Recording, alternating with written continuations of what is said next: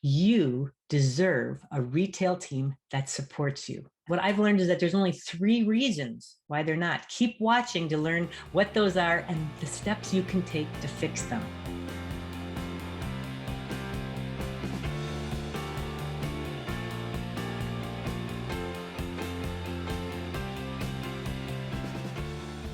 Hey there, I'm Kathy Donovan Wagner, founder of Retail Mavens and mother of America's Most Fun Family. And one of the most common questions I get is, Kathy, how do I get my team to do what I want them to do? And I'll tell you how, but first, let me walk you through this scenario that may or may not be based on a true story. So I pulled up the store early. I had the day off the day before, and it felt great to get to the store early. I knew it was going to be quiet. And right as I opened the door and walked in, I was just looking forward to digging into my action items. My mind was just humming with all the ideas I had of what I was going to get done before the store opened. So I'd come in through the front door. So as I walked to the office, I picked an item up the floor. It was this little bunny. And I said, oh, this is so darn cute. And it's so soft. And as I put it on the shelf, I was like, well, this shelf really needs to be dusted.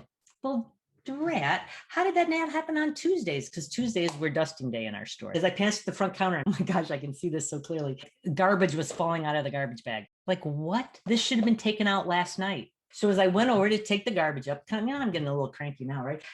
Lean over to pick it up. And as I pick it up, and I see that all the small bags are gone. Like, they're completely empty. Who the heck closed last night? Because they should have put those out. I mean, now I'm starting to get mad, right? So as I take the garbage and as I take it out into the back room, I see that the orders from yesterday hadn't been packed up and mailed out. And I knew that they didn't have a super busy day. Oh, and then as I go to walk out the back door to go out to the dumpster, I saw there was garbage by the back door that hadn't been taken out. I was so frustrated and furious, I wanted to fire them all right then. But what I learned, the first thing to do is stop and take a breath. There's only 3 reasons why your team doesn't do what you want them to do. They either don't know what to do, or they don't know how to do it, or they do know, but they don't care.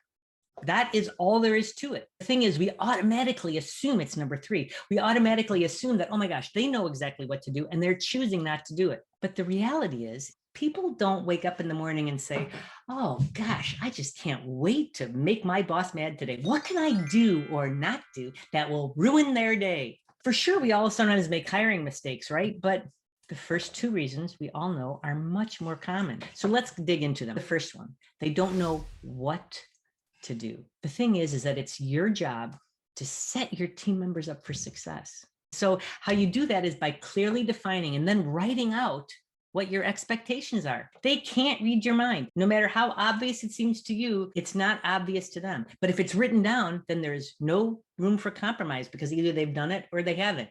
That's the what. Then there's the second thing is the how. They don't know how to do it.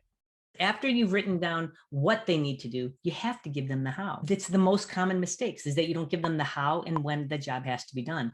So let me give you the example that where I learned this from. Taking the garbage out, it seemed perfectly clear to me. Well, let me read to you now how it had to be written. I had to write it every night. That's the when. Take the garbage out of the front desk garbage can, empty the garbage cans in the bathroom and the back office into this bag, dispose of it all into the dumpster behind the store. Now, when I had done all that and the garbage still hadn't been taken out, I asked the team member who had closed the night before why it hadn't been done. I didn't scream or yell. I kind of wanted to, but I didn't. Well, it turns out that it was dark that night when she closed and the back light was out and she heard noises over by the dumpster, so she was scared.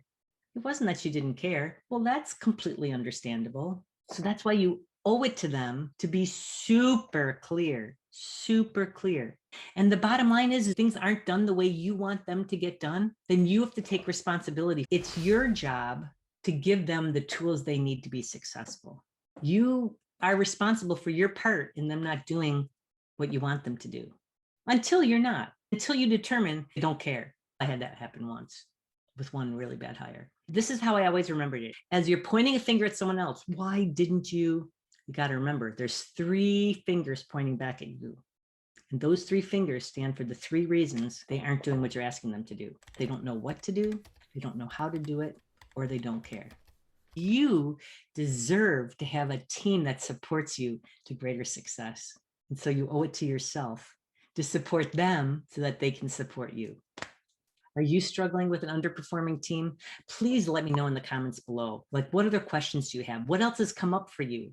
What else is it that they're not doing? What have you tried? Let me know. I'd love to help you. And then check out the description below where I have more helpful resources for you. And make sure you subscribe to our channel because we're going to keep giving you more tips and tools and strategies to help you improve your profits, get better sleep, and become a richer retailer. That's what you deserve. Richer in every aspect of life. Thanks very much. Happy retailing.